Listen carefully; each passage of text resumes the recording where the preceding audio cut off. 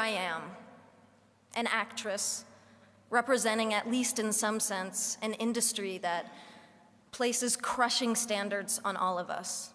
Standards that, I hate to admit, have affected me. And I am here today because I am gay. And because...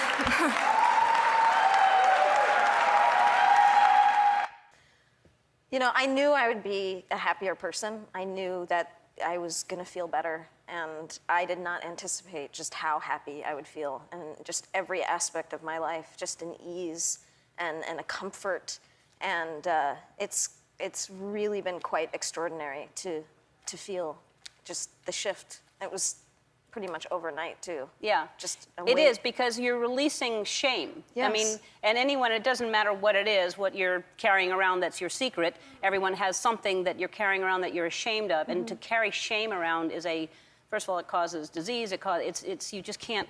It's a horrible thing to be ashamed of yourself. I'm assuming when you're home, when you're with your family, when you're working on a movie with somebody you trust, that this is no secret to them.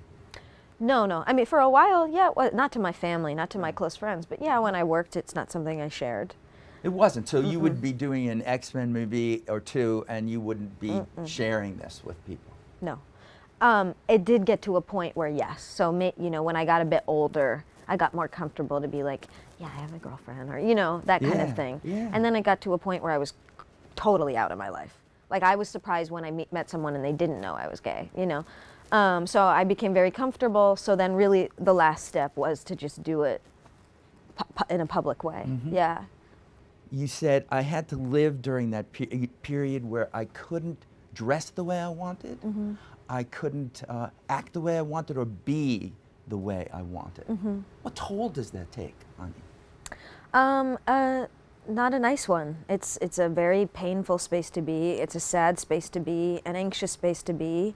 And I think really what it does is it takes so much of your energy, so much of yourself is going into the concern, the fears, the anxiety, the discomfort of living in that space, and of looking forward at your life and being like, oh, am I never going to be able to love someone like openly, or share who I truly am, and it's a dark space to be. When you were going to play this character, what did you draw on from your own experience? I was immediately intrigued with Vanya because I just related. I related to the feeling of folding in on yourself, struggling with depression, anxiety, barely feeling like you can take any space up in the room, and what it sort of took to get out of that, you know, in my experience. And a lot of that came from, you know, certain things I don't want to talk about, and then also things like, you know, yeah, growing up gay in a place that was not a, you know, Halifax, Nova Scotia then was not, that was not a queer positive space. Yeah. And then my experiences as an actor, and then the film industry, particularly in my early mid-20s, which I just dealt with like rampant homophobia and misogyny and people being shitty. So I had my stuff to deal with, and I related to Vanya and her pain, and I wanted to, yeah, explore that. I'm just chilling, like just chilling with Netflix and my wife and my dog. Oh, I mean, all kinds of things. He always gives me great advice, very thoughtful and quite profound. So if you want it, then you gotta put a ring on it. I absolutely can't say it. I guess I say fuck a lot. I swear like crazy. It's like a problem. Like sometimes they're like, Ellen, you can't swear on the show. It's live. Later I'm like, fuck.